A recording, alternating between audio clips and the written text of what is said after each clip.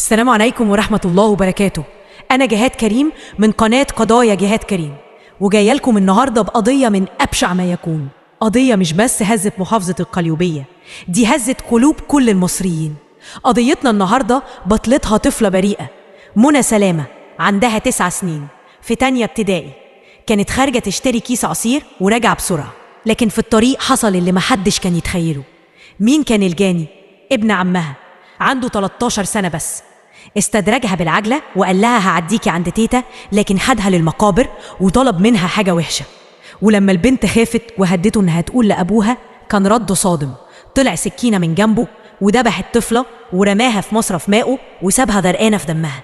لكن المعجزة حصلت. منى اللي رقبتها كانت مفتوحة ومغسول منها الأوردة والقصبة الهوائية، قدرت تقوم على إيديها ورجليها وتزحف وهي بتنزف دم وتطلع للطريق العمومي. الناس خافت من شكلها، لكن شاب ميكانيكي محترم اسمه محمد عنتر شافها وخلع التيشيرت بتاعه وربط رقبتها وجري بيها على المستشفى.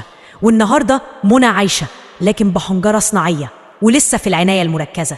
القضية مش بس جريمة، دي كارثة إنسانية وصحوة لكل أب وأم. إزاي نحمي ولادنا؟ ليه بقينا نخاف من القريب قبل الغريب؟ هل فعلا في أمان؟ وإيه اللي يخلي طفل في أولى إعدادي يعمل كده في بنت عمه؟ الفيديو ده مهم لكل بيت فيه طفل.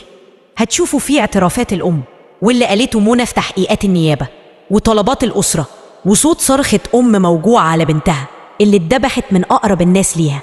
وبعدها دخل بيتهم واتغدى عندهم كأن مفيش حاجة حصلت. ما تنسوش تعملوا لايك للفيديو علشان يوصل لأكبر عدد، تشتركوا في القناة وتفعلوا الجرس، تشاركوا الفيديو مع كل أم وكل أب علشان الكل ياخد باله من ولاده. حق منى مش هيضيع، والقضاء المصري العادل هيرجع حقها. استنوا كل التفاصيل المؤلمة بالصوت والصورة في قضايا جهاد كريم.